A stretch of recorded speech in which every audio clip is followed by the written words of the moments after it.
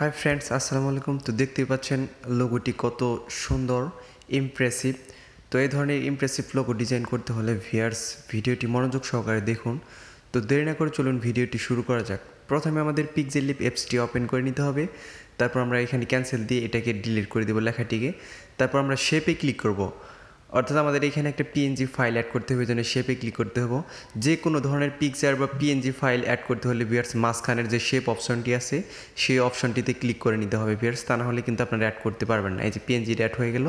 তারপর যদি কোনো লেখা অ্যাড করতে চান তাহলে যে এতে ক্লিক করে এই যে প্লাস আইকনে বা লেখার যে কোনো ধরনের এডিট, ব্যাকগ্রাউন্ড, ফ্রন্ট এতে ক্লিক করতে হবে ভিউয়ার্স। তো আমি আমার নামটি লিখে নিলাম। তো আপনারা আপনাদের পছন্দ অনুযায়ী নামটি লিখে নেবেন। তারপরে যে আবার আরেকটা শেপ অ্যাড করবো, এই জন্য মাঝখানে ক্লিক করলাম। ইম্পোর্টে ক্লিক করার পর আরেকটা এই যে পাখির যে পিএনজিটা আছে আমরা সেই পিএনজিটা অ্যাড করবো এখানে। তো এটাকে ক্রপ করে নিব ভিউয়ার্স। যেহেতু এটার ব্যাকগ্রাউন্ডে সাদা কালার রয়েছে এই জন্য আমাদের কালারটাও ইরেজ করতে হবে, এই জন্য সুন্দর করে ক্রপ করে শুধুমাত্র সাদা কালারটি এবং কি পাখিটি রেখে দেবো। তো এইভাবে ক্রপ করে নিব। এখন দেখেন এই যে এদিকে স্ক্রল করে যাওয়ার পর দেখবেন যে ইরেজ কালার, এই যে দেখেন এই অপশনটাতে চালু করার পর এই যে দেখেন কালারটা চলে গেছে কিন্তু ভালোভাবে যায়নি, এই জন্য টলারেন্স 25-এর কাছাকাছি রেখে দেবেন। পুরো বাড়িয়ে দিলে কিন্তু আপনার লেখাটি পুরোপুরিভাবে মুছে যাবে শেপটি, এই জন্য 25-এর কাছাকাছি রেখে দেবেন। এখন এই যে টেক্সটে ক্লিক করার পর এতে ক্লিক করার পর এখন আমরা ফ্রন্টে চলে যাব। তো ফ্রন্ট দিব, এই যে ফ্রন্ট, মাই ফ্রন্ট, এই ফ্রন্ট ডাউনলোড লিঙ্ক আমি ডিসক্রিপশন বক্সে দিয়ে দিব ভিউয়ার্স, আপনারা সেখান থেকে ডাউনলোড করে নেবেন। এবং কীভাবে পিক্সেলেবে ফ্রন্ট অ্যাড করতে হয় নিয়ে আমার চ্যানেলে ভিডিও আছে ভিউয়ার্স, আমি ডিসক্রিপশন বক্সে এবং আই বাটনে ভিডিওর লিঙ্ক দিয়ে দেবো, আপনারা সেখান থেকে ভিডিওটা দেখে নেবেন ভিউয়ার্স। তো আমরা এখন এই যে পাখির যে কালার আছে অর্থাৎ আমরা এটাকে শুধুমাত্র কালার অপশনটুকুই ক্রপ করে নিব, কারণ আমরা এই যে লেখাটির কালার পাখির কালারের সাথে ম্যাচিং করে দিয়ে দিব। তো দেখেন এই যে কালারটা হয়ে গেছে। এখন আবার টেক্সচারের এই অপশনটি চালু করে দিবেন এবং কি এটাকে হালকা কম বেশি করে নিতে পারেন। দেখেন এখন ভালো দেখা যাচ্ছে, এটা রেখে দিলাম।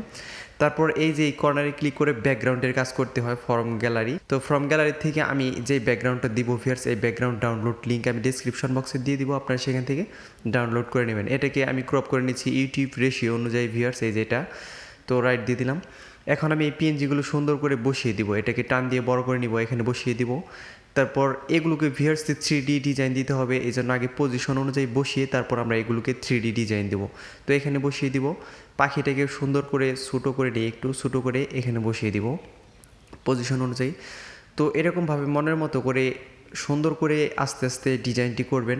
তারপর এখন আমি সবগুলোকে 3D ডিজাইন দেবো, এই জন্য আমাদের এই লেখাটিকে ক্লিক করার পর এই যে লেখার অপশনে এতে ক্লিক করার পর আমরা এই যে শ্যাডোতে ক্লিক করব, শ্যাডো অপশনটিতে ক্লিক করে এটাকে অন করব, ব্লার রেডিয়াস 0 করে দেবো ভিউয়ার্স।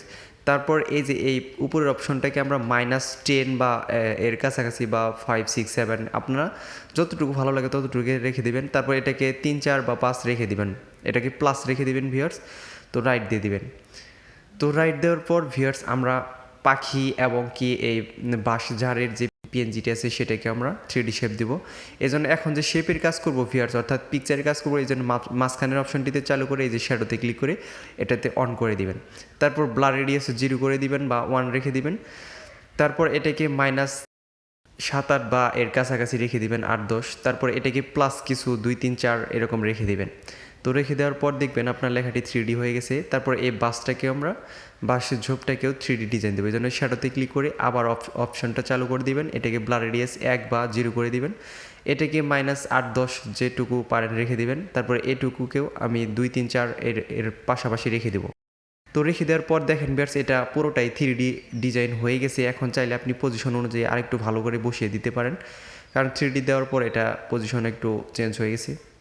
তো এইভাবে পজিশন চেঞ্জ করার পর ভিউয়ার্স আমরা শেয়ার করে এটাকে সুন্দর করে এক্সপোর্ট করে নেব ভিউয়ার্স। তো কীভাবে শেয়ার করতে হয় দেখেন, ওই যে উপরে শেয়ার অপশন আছে, এখান থেকে আপনি আলট্রা করে সেভ টু গ্যালারি দিয়ে দিবেন ভিউয়ার্স। তো ভিডিওটি ভালো লাগলে দয়া করে আমার চ্যানেলটি সাবস্ক্রাইব করবেন। ধন্যবাদ সবাইকে ভিডিওটি দেখার জন্য।